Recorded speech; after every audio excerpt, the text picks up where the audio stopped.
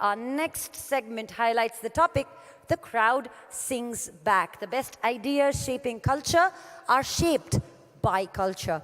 In conversation with our next speaker is Mr. Neeraj Roy, an Indian businessman and the managing director and CEO of Hungama Digital Media Entertainment. Under his leadership, Hungama today is South Asia's largest digital and mobile entertainment company.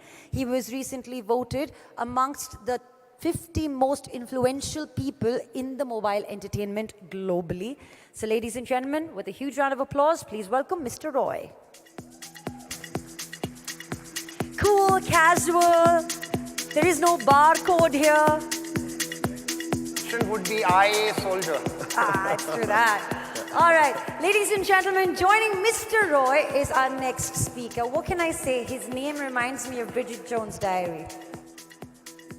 And every girl in the room, every single girl in the room would be like, Mr. D'Arcy. Ladies and gentlemen, yes, it is Mark D'Arcy who leads Facebook's global business marketing team and also serves a dual role as Chief Creative Officer. Mark joined Facebook in the year 2011 and founded the Creative Shop, a team that works in partnership with nearly all major advertising holding groups and collaborates with independent creators, influencers, artists, production companies, media companies, and technologies. Last year alone, they helped produce thousands of projects across Facebook, Instagram, Messenger, and Oculus, working with 80% of the world's top 100 advertisers. In the year 2012, he founded the Facebook Global Creative Council, an advisory group on some of the most influential voices in the creative advertising space. So ladies and gentlemen, with a huge round of applause, please welcome the much anticipated Mr. D'Arcy. Welcome. Welcome, Mark. Thank you, Kubra.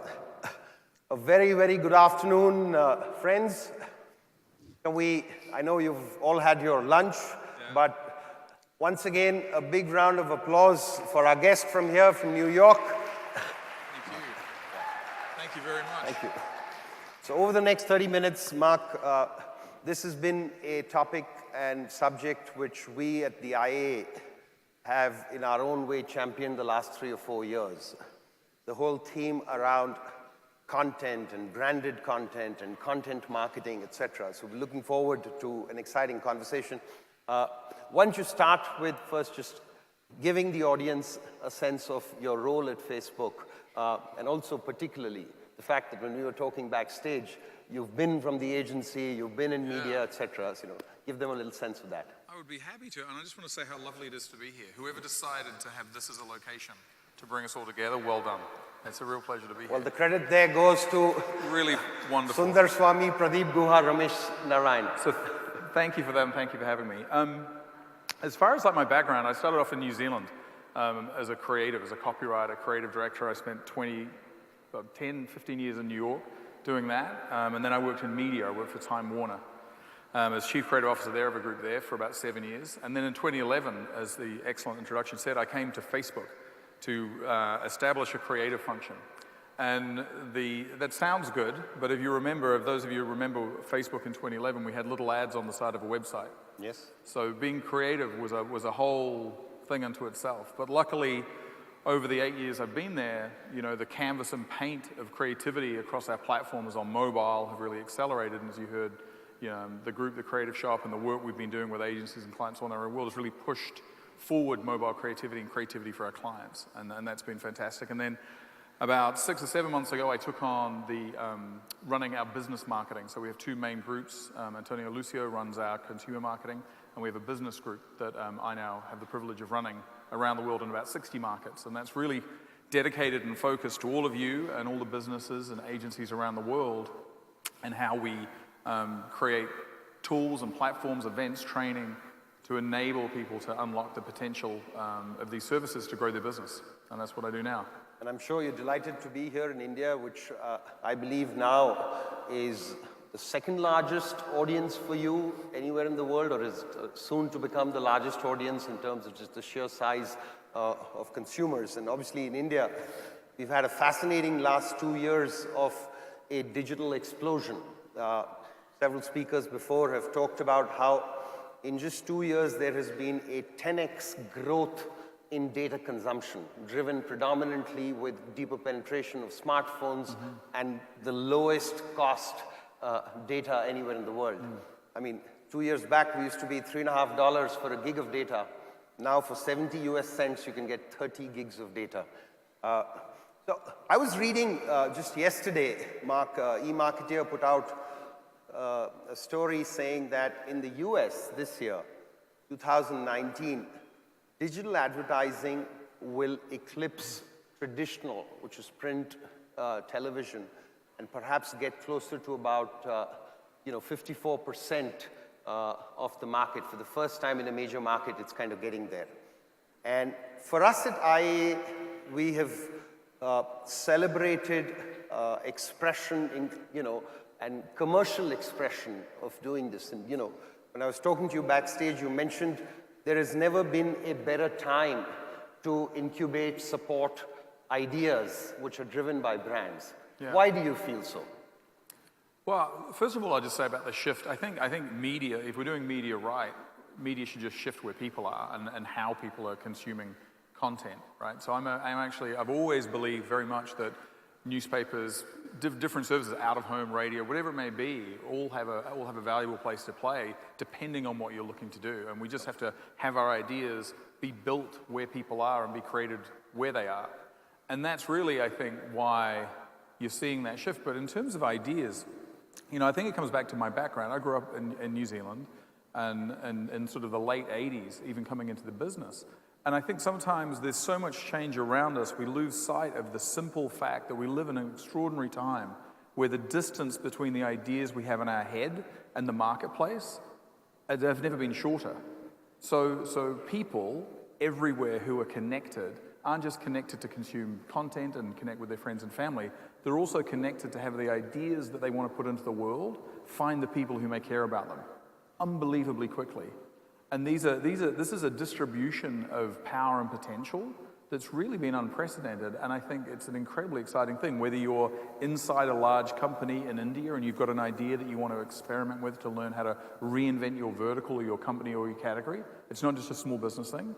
But if you are an entrepreneur, if you are somebody with an idea, the costs of establishing the potential of that idea in the world are, in many cases, nothing. And that's an extraordinary thing in two ways. One, I think it's a great, there was a Paul Pullman was talking this morning about, the equality in the world. I think this is an extraordinary expression of equality, that people anywhere can have access to turn that good idea into their head and an opportunity to make their life better and connect. I think it's very powerful. No, so absolutely right. But on the same subject, this is an audience which comprises of media, marketeers, agencies.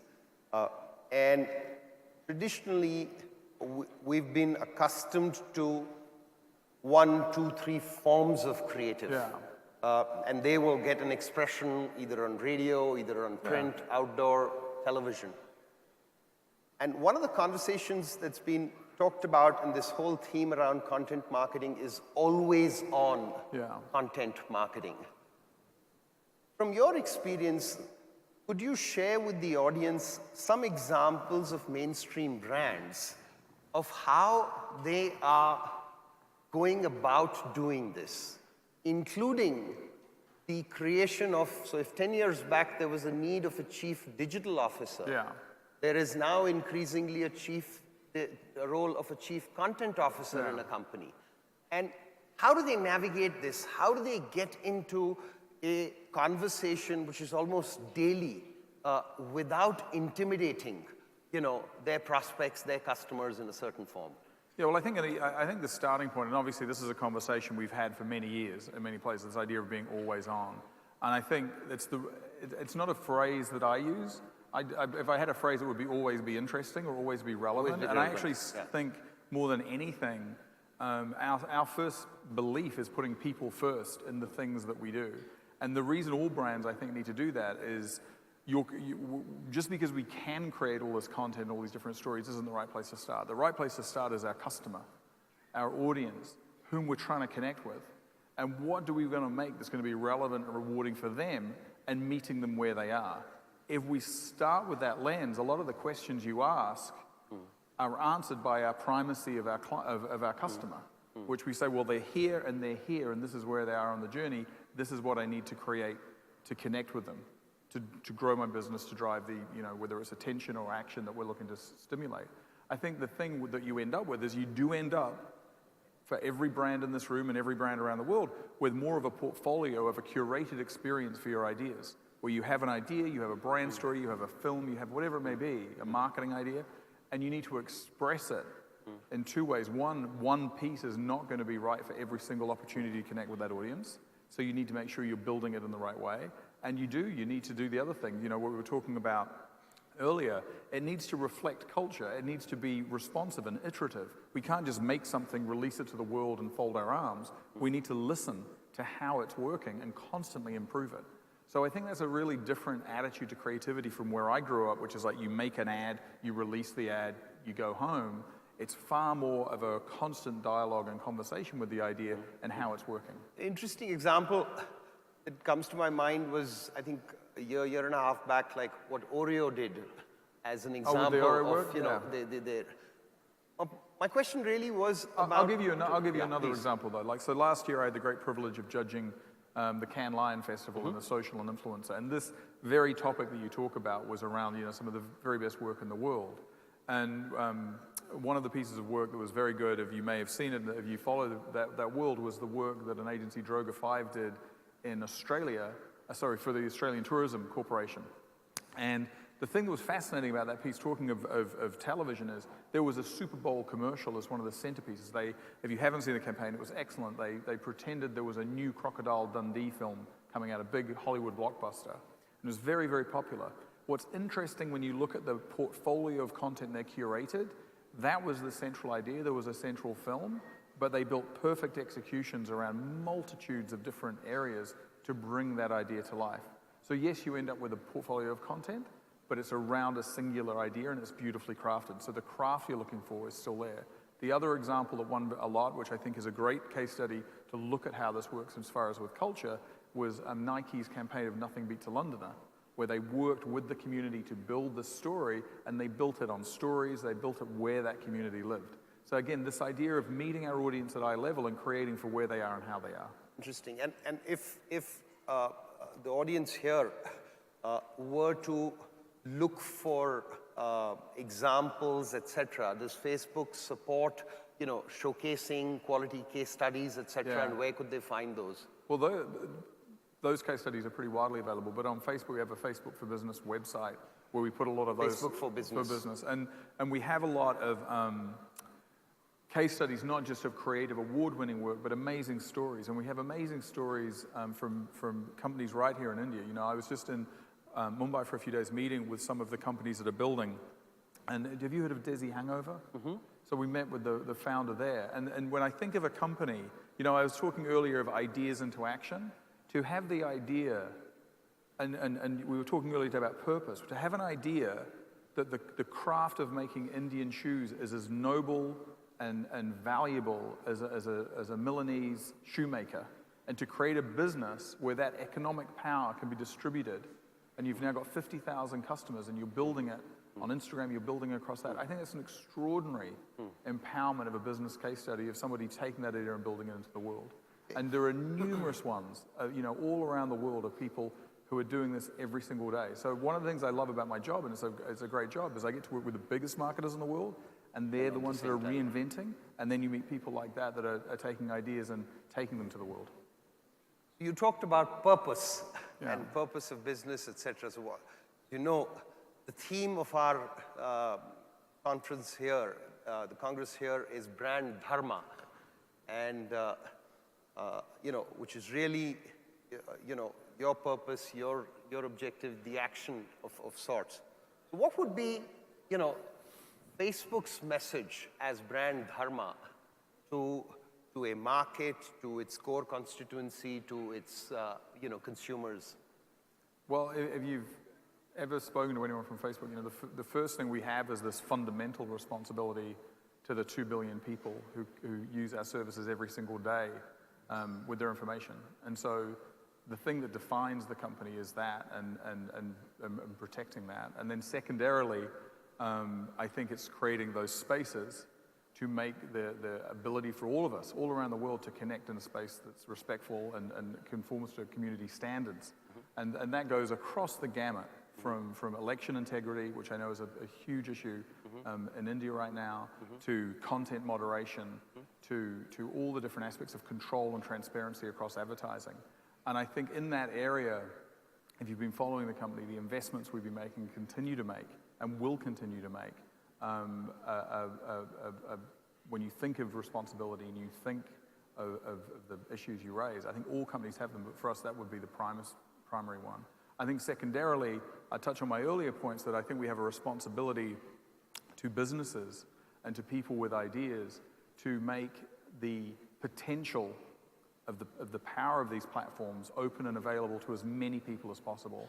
And as I've taken on my new role, it's been one of the things that's really fired me up about the opportunity, which is this idea that any level of complexity, any level of any barrier that stops somebody being intimidated, either because of language or because of technical expertise or anything else that stops them taking their idea to the world, I think we have a responsibility, if we want to promote equality around the world, is to make it easier for anybody anywhere to access them. Sure. And we do that through community boost events. We want to get out into the community. We want to make our tools and training more available so that more people and more places can access them. That you certainly do. In fact, again, in conversation earlier, I happened to talk to a couple of your colleagues from India, and they talked about 6 million small enterprises who have now started embracing with the intention of, accessing audiences, putting forward their products in their own form, and that has its own little... A lot of that through social commerce. Out of India alone. Another company I met, I was lucky enough, it was Mishu, and the work they do to empower people across the space to become business owners and to use their curatorial skills to drive social commerce. And so this is a lot of very exciting area and something I think is very important. So I think that responsibility is also part of it. So yesterday, we had, Mark, Martin Sorrell, and he spoke, of course, extensively about, his business, etc. But one of the things he talked about was a theme called Take Back Control, which is stemming from brands, that there is a desire from a middleware perspective to get deeper insights and move that and take that forward. And at the same time, we've got this broader privacy conversation that's happening, etc. How do you respond to the fact that ultimately it's a collaborative process? There's a platform, there are creative firms, there are marketeers, and there is the consumer out there. And my question to him was that you were complaining about 5 platforms dominating. What happens when 1,000 brands technically have this sort of take back control, and what happens in that scenario? So I know at this point in time there is a certain kind of, a friction of sorts, but what would be your message to the creative community to collaborating on content, essentially delivering the best experience to the consumer, putting the customer at the center, and yet taking, the best advantage of both the audience as also the products that are being put out there? Well, I think there's two separate parts to your question. I think to the first part, if there's any movement we need to make, whether we're as a company or as an industry, around control, it's control to people.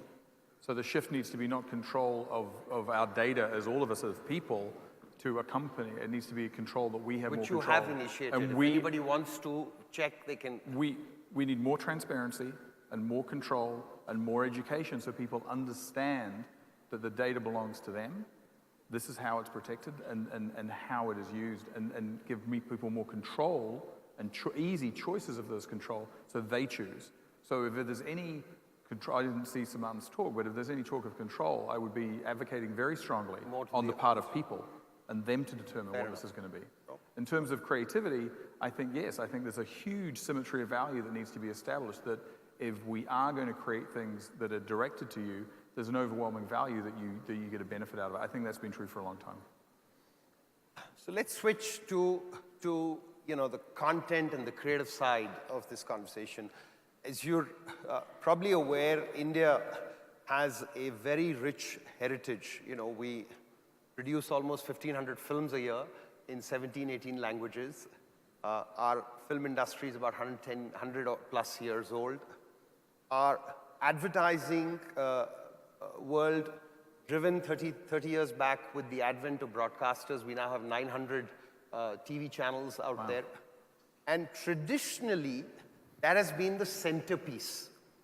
Now, in today's world of shorter stories, engaging conversations, how are Facebook's platforms, including Insta, etc., being leveraged by brands in telling this story to their audiences? Yeah, well, I sort of have touched on some of this. I think the big shift, and we've been talking about this for a very long time in advertising and what we do.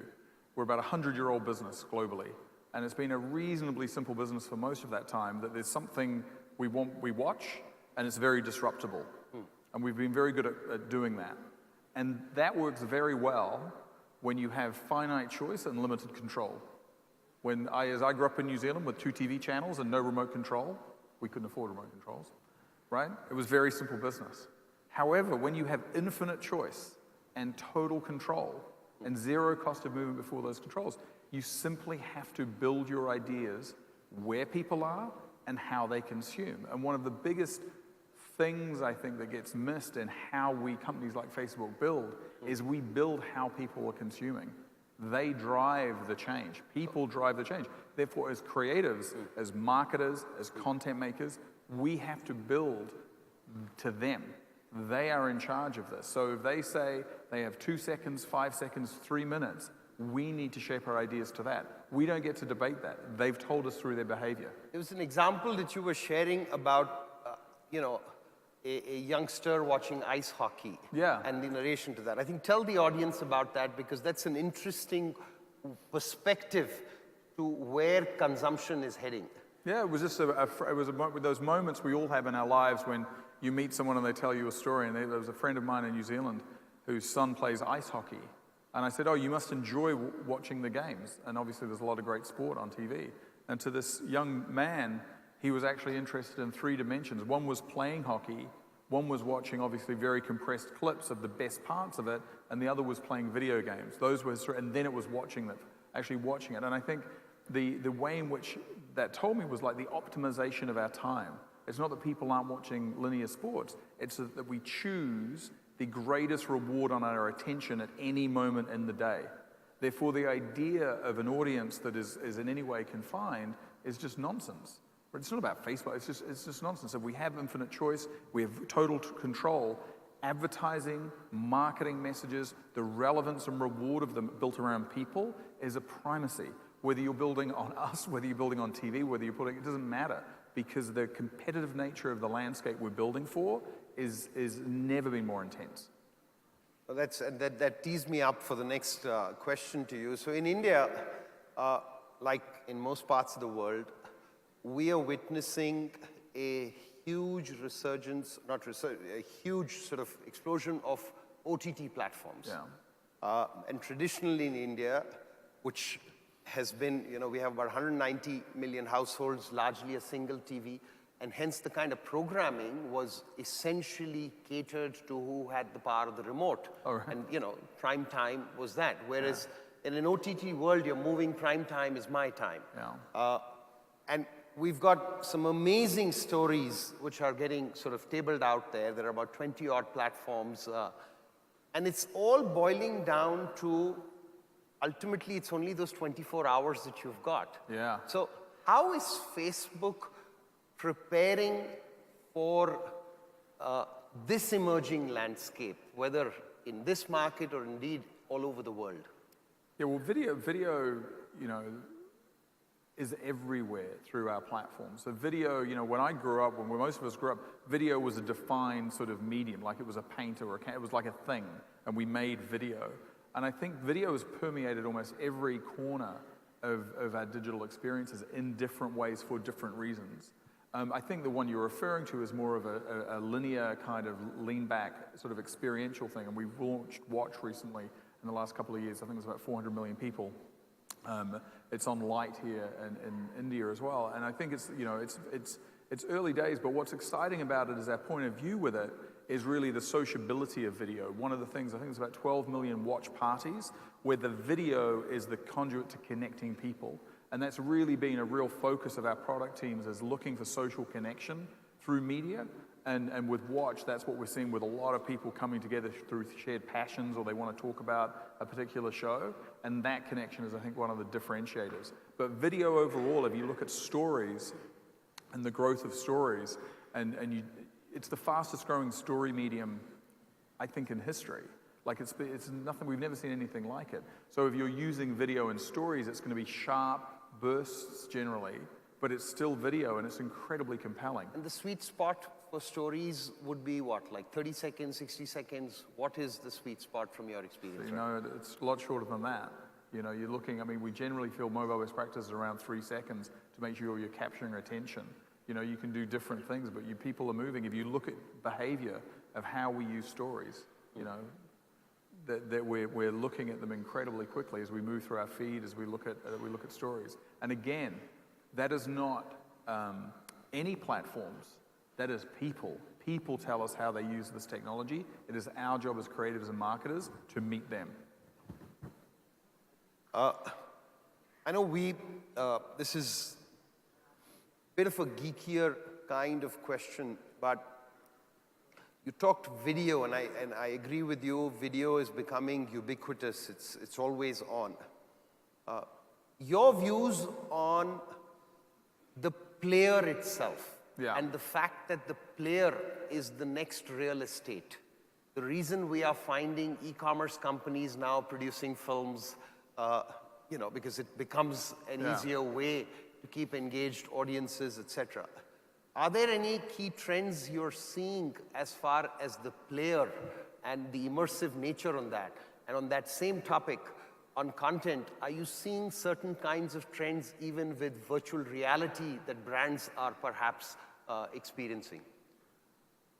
Well, I won't dive into virtual reality. I'll go back to your original point, which I think is very interesting, which is the journey from attention to action and the way those are integrated into forms, particularly in a tactile form like mobile. And if you look at stories, the ability to take some intent of like, oh, that's interesting, and then I want to buy it, the seamlessness of those experiences. You can lead to commerce, literally. It's already fluid. We have a wonderful piece of work that's actually the Facebook India team pioneered that we're taking around the world around a zero friction future. And if you get the opportunity, I highly recommend you spend time with them. And it's extraordinary in looking at how we as marketers, as business, are just burdened with an expectation that the process of moving from you know, knowledge, discovery, desire, conversion, every point of it needs to be seamless. And platforms like ours and many others are, you know, are going to continue to work to take that experience. So as you say, if you start with something that's engaging, that's earning attention, that's rewarding, and then there's something I see in it, my ability to convert that into something that I want, we're just going to do that. We're going to do that seamlessly. And we're going to expect to be able to do that seamlessly. Any examples come to your mind when you sort of narrate that, just for the audience to kind of visualize? Any brands, any examples that come to your mind? Well, I think in the fashion, I mean, I won't talk about specific companies, but I think particularly in the fashion world, you see the ability to use content where there's an item and then create a swipe at moment, particularly in stories. If you look at a lot of the story work that drives specifically to an action. But across many verticals it's happening, but I think the fashion space is one where it's working very well. That's right. And I mean, they're also at retail level beginning to use things like AR, etc. to enable. Well, the use of AR we're really excited with. We've done a lot of work actually in the creative shop using AR to create really wonderful experiences, whether it's people being able to try on sunglasses with Michael Kors. We've done work around the world. And in addition to it being fun, I think one of the things with AR that's great is actually utility. So if you're using AR, if you're looking at AR, one of the things is a lot of it is very fun, and then a lot of it is incredibly useful, whether it's in the makeup category, in the beauty category, trying on products. It's got so good now that it's actually quite an effective utility as well as actually the novelty of doing something, you know, fun and enjoyable. Facebook completes what, 15 years now? We just had our birthday, yes. Yes. What would be, you know, your message, so we were to come back 1 year, 2 years, I don't want us to be crystal ball gazing, let's say 5 years out of sorts, but if there were 3 key messages that you wanted to leave behind for this audience as an action to do across the broader spectrum of digital advertising, you know, what would your message be? Well, I think I'll reflect your conference theme, which I commend you for choosing around duty. And I think, you know, there was some, again, Paul Pullman spoke about it very well this morning. I think all of us who are in a position to really focus on the people we serve around the world have a duty to do that. And we look at that as putting people first, and it's been from our founding. I think in 15 years, you'll see that just as committed to, but probably better expressed around how we're doing that. And that would be the first and foremost thing I would doing. And I'm sure many of you running your companies and your agencies and your businesses are feeling the same way, that that is of primary importance, our duty to the people we serve. I think the 2 other things more related to the advertising marketing industry that I think will be about is I think, again, we'll be deeply committed to making sure whatever tools, whatever technologies we build, we want to make them as accessible and easy to use and valuable to more people in more places. We want to make sure as our deepest commitment to everyone in this room and world that and you can pick your currency, every rupee, every dollar you invest with us is driving business growth. And whether what that is, we want to make sure that if you're investing money in our platforms, it's driving business growth, it's growing your business, whether you're a small business or whether you're the biggest businesses in the world. And that commitment will be resolved. And I think the last thing I'd say is innovation. You know, one of the things we're deeply committed to as a company is innovating. And one, you know, as I've said a couple of times, people drive so much of the change in our world, and we don't give them enough credit, that they tell us, this is how I want to create, this is how I want to consume, this is how I want to shop, this is how I want to discover. And the job of us in business, in so many places now, is to keep up. So generally, people are moving first, small businesses are moving faster, bigger businesses move a little after that. And our job, I think, if we have a 15 commitment, is to change the cadence of our innovation to keep up with the drive that people are making. They're showing us the way. Duty, more Equality. transparency, more power to people, and innovation. And I like to certainly add there, considering this overwhelming component of content marketing and always on or whatever we term it, I think experimentation as well is just as important for people to try, and the cost of experimentation has obviously come down as well in what... Well, I think that's curiosity. Yeah. You know, one of the biggest things you can have as a secret weapon in marketing is relentless curiosity, because there is so much change around us all the time. It's very easy to become overwhelmed and fall back to what we know. But the opportunity is in having curiosity to become a learning organization that is constantly learning and constantly iterating and constantly improving, so that you look at new forms, you look at new ways, and you're relentlessly saying, my brand, my company will be at the forefront of that, because that knowledge will do 2 things. One, it will defend us from the next round of disruptors who are going to use those for their advantage, and it will keep us connected to where culture is. So it's pretty essential. Thank you, and it is my duty to also remind you that whilst you're in this wonderful city of Kochi, in this God's own country and state of Kerala, please don't get overwhelmed with the numerous mounds of chili, and do try the wonderful food which has been laid out for you, and experience the city. And thank you so much, Mark. This has been a wonderful conversation. Thank you very much for having me. Certainly Pleasure. look forward to seeing you and having you more here in India. Pleasure. Thank you. Thank you very much. Thank you so very much. Well, some tough questions, but really well handled there, Mr. D'Arcy. Ladies and gentlemen, I'm going to invite on stage. Gentlemen, may I please request you to remain on stage? Mr. Roy? Mr. D'Arcy? Hi. May I please invite on stage Mr. Dagmar Schultz, the Global Managing Director, IAA Global, to kindly present its Miss Hi, I'm sorry. Which is why you should not read from the teleprompter. Nice to meet you. Thank you. May I please request you to present a memento to Mr. Roy and to Mr. D'Arcy, please.